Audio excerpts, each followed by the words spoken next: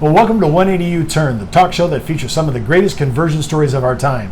Stories of men and women who are on the highway to hell when they encountered a Damascus Road experience that completely changed their lives around. Hello everyone, I'm Steve Savant, and today we're broadcasting live from Church on the Street right in the middle of Phoenix, one of the premier prison transition facilities for former felons. For more information on their prison ministries, their weekly meetings, special events, just check out their website at cotsphoenix.org. That's cotsphoenix.org. And hey, if you want to write me at the show, my email address is steve@180uturn.com. That's steve@180youturn.com. I'm happy to respond as much as I can to any of your questions, and keep those verses coming. I'm always encouraged. Hey, today we're on day 3. We're putting a spotlight on Mary Lamb's story, and again, I'm saddened by the things we've had to talk about. I mean, they're gruesome. I mean, you know, these stories are always glorious at the end, but I have to go through all this stuff to get to it. And I object to it, by the way. I don't like that. and I'm truly sorry from my heart that you've had to walk through some of these things, Mary. Yeah. Now, we're on day 3. We're talking about you're just getting out of prison now after doing 7 years, right? And I want to be able to, right away, your roommate just happened to be the daughter of somebody that was actually known in the Christian community, and he had his own magazine that featured prison living. Yes. Oddly enough. So when you met her, you kind of already knew, hey, this might be a possibility for a job. Actually, I thought that, but I never thought that would happen. Mm-hmm. I really didn't, Steve. I never even thought about it or considered it. Did you think you were secretary material? Oh, I did know that because I grew up in a business, and I went to ASU for business management. So you had some skill sets. Yes. Okay. Yes. So, right. But as far as executive, administrative assistant, secretarial work, no. Office managing, How hard was it to you to pick that up? You just done 7 years. You're working at the MVD in prison, so now you're out. Was it a hard learning transition curve? Actually, I fell right into it, Steve. It was quite exhilarating. I found my calling doing something like that, you know. But I met Carson Ping while working there, and I met some pretty extraordinary people in that business. John Humphrey, I forgot to tell you about that. Him. Yes, Officer Humphrey, didn't he? I'm the one that got him in here at the Dream Center. That's when he started teaching here and stuff. Yes, I went and did his. He taught a criminal justice class. I don't know if you knew that or not. I did know that. Yes. Yes, you did. I went and spoke at that back in 2008. I think it's remarkable that you had this opportunity, and it's a prison magazine, and who else better to talk to? People write. I love this how people write stories about prison and they never done time. Right. How do you think you know what you're talking about? Right. And even I've been in 1,600 chapels. I would never put myself on the same level as doing time as an inmate. I mean, it's not the same thing at all. Right. So I think one day I took my collective 1,600. I think I had 100 days in prison, something like that. Right. Put them all together. So you got a nice job and an executive assistant, and you didn't really have the skill sets or education for it, but oh my gosh, it's working out. Yes, it was working out. And you're helping them also. You're giving them at the time. You're giving them insight into, hey, this is what's really happening. This is what prison living really is. Right. Yes. And I think when I first came in, and you can correct me here, when I first went in 16 years ago, I mean, I had a wrong mindset of what's going on in there. I thought it was super dangerous. People are going to, go after you. Everybody's out for their own thing. There could be some truth to that. But I'm just saying, I had apprehension. I had natural fear when we first got involved. Yes. But really, most yards are the people that you meet, they're pretty normal people. Yes, we are normal people on the yard, and not that I'm there anymore, but being there, we are normal people on the yard. And as a matter of fact, I think we treat each other better in there than we do out here. Why do you think that is? Because we're a close-knit community, and we have each other's backs. And everybody has problems. Yes. And everybody knows everybody else's problems. Yes, we do. And everybody is, I would say, I'm going to use a word, tell me if you think this is right. I have found tremendous compassion for women in prison, for other women in their hang-ups in prison. Amen, yes. Tremendous compassion. Yes. if that was outside here, Whether you're attending chapel or not. Oh, yeah, well, that's Yes, right. A lot whether of you're attending compassion on the chapel or heart. not. I'm very excited about, you're out now, you have a job, and then you went from there and you came here to Dream Center Yes. for a job back in the day. Yes. So how did that happen?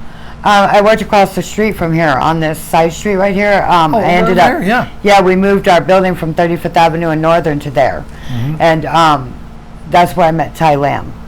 Whoops, I probably shouldn't have said that. Well, you can say you met him.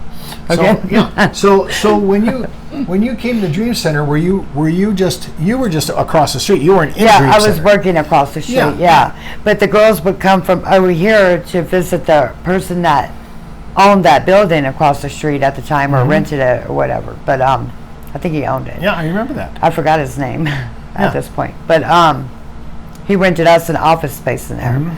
PLM. Right. He rented us an office space. And a lot of the people they were also ex-Perryville gals.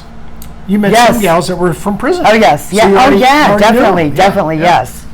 So and so they would bring lunch over there, and they invited us over here for lunch. And John Humphrey, who was my boss at the time, retired corporal or something. I don't know. He was high up there in the police department, but he introduced me to these people, and so we would come over here and have lunch. And I eventually came here as a disciple. Yeah. And so you're going here but not living here in phase one. You're just here. You're going to fellowship. You're doing all that stuff. Yes. Okay. With John Humphrey. Yes, right, John right. Humphrey and I. Now, then you met this guy. We can just say the guy. Yes. And you met this guy, and he was a pastor here or whatever? Not here. Not he here. was a pastor in Prescott. Okay. And so you got to know him, and you married him. Yes. Is that correct? Yes. All right. How fast did that happen from the time you met him to the time you married him? I met him in probably May, June, July. In July, and by November of that year. Okay, so I moved out to Prescott with him, and I was still on parole. Still on paper, and still on that paper. was kind of a short courtship. Yes. Yeah, I just want to say this just because I've been in this thing so long. Every time I used to come to church on the street, especially back in 2010, I'd always exhort everybody: do not get involved in relationships. I don't care. I say it on the yards, even if it's an same gender yard. Yeah. Do not get involved in relationships. Right. I have to keep saying it. I'm going to keep saying it. Because there's a lot of travesty that's happened for people. They find each other. They think they're both into the Lord. It's going to work. God is the center of their life, and it turns out not to be true. And the other part, too, is it's very difficult coming from a place where we've all come from to have two broken people try to make one whole person. Right. Very hard. Right. So we go through that. Now, you went to Prescott. That's kind of a nice place. I like that. Yeah, and he owns his own land out there, so it was beautiful, on the what is it? We had a forgot what it's called right now, but his parents owned all the Cherry Ridge and Prescott Valley. They're pretty wealthy. Yeah, and we lived up Iron Springs Road, where the street is named North Narrow Way because they named it that because it's their own land. So we lived out there in our own house. His parents have a log cabin out there, and then there was a singer that lived down, a country singer that lived, I'm not going to mention names, but lived down the road. It was a quarter mile back, and we have the mining back there. We have mining caves back there and stuff. It was beautiful. I'm on parole at the time, though. My parole officer loves it out there, and yeah. So it was, at first it seemed to be pretty ideal. It was so ideal. And it was so like a blessing, or so I thought, but God did not bless that. Yeah, and it turned south pretty quickly. Oh, it took 5 years, but I guess I take it back, and that's not that quick. So yes, right. Well, no, it did turn south pretty quickly because, like my second day there, So, yeah. If you had advice, I'm talking not only advice for people here at Dream Center, alongside ministry, any of these ministries, but especially in prison, right, and other places. When you're going through things, the last thing you need to do is add something to your plate. You're trying to get fixed by the Lord. You're trying to go through rehab. Or if you're in drugs detox, or all these things. You're just coming out of prison. Usually, relationships are not going to be the first thing you should be looking at. But it's the first thing we tend to jump into, especially women coming out of prison. I think because we think we're so lonely in prison, you know, and that we're ready because we believe we're healed while we're doing time. Because we're clean, we're sober. I mean, even if we're using drugs in prison, Steve, still we're still growing in there. We're still maturing because it's not out here, and we haven't been in a relationship or and we're just freedom, you know, free to be us again, free to get back into normal life. And we think that relationships is a normal life, and that to get back to that would be, and to be domesticated again, because we're living in prison, you're domesticated, but you're not living out in the real world. It's not normal. No, it's not. Normal. Yeah, I think the quest to be normal is natural. I think there's nothing wrong with that. Exactly, and that's what it is. And it's natural to want to be with someone, right? Yes. Yeah, I mean, most people we get don't want to lonely be in single. there. Yeah, they don't want to be single. So I get all that.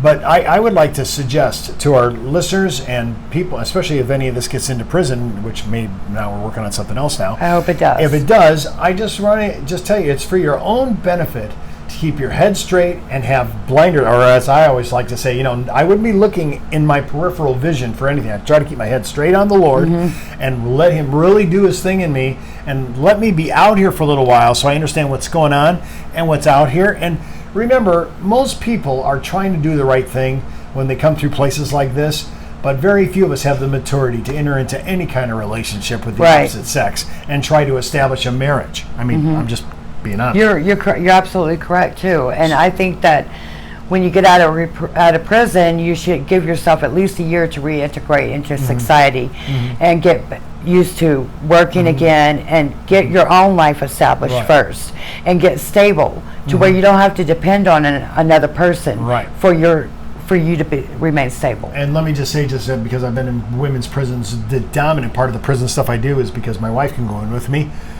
A man is not a plan. No. Did you get that? A man is not a plan, right? If it turns out that the Lord puts you together with somebody, that's great. But honestly, it'd be better to just kind of wait, get your feet wet on your outside, make sure everything, like you said, you're growing in stability, you're growing in consistency. All that is good things, and that's really good. And the problem is that people go through these situations like this marriage, and then you feel less about yourself. You feel marginalized. You're devalued, and you feel like you screwed up, or you didn't have the discernment, or why didn't I pick up on this? Well, I thought I was ready to go. Yes, and those are the kind of things that we're talking about. And it led me into a relapse. Yeah, no, this is a thing. You know, coming off a bad relationship, it can really throw you through a loop. Right. Even in the relationship, when the relationship turns south, you know, when you still stay in the relationship, that's where it threw me for a loop at. But before you did this, I thought it was just marijuana, crystal meth.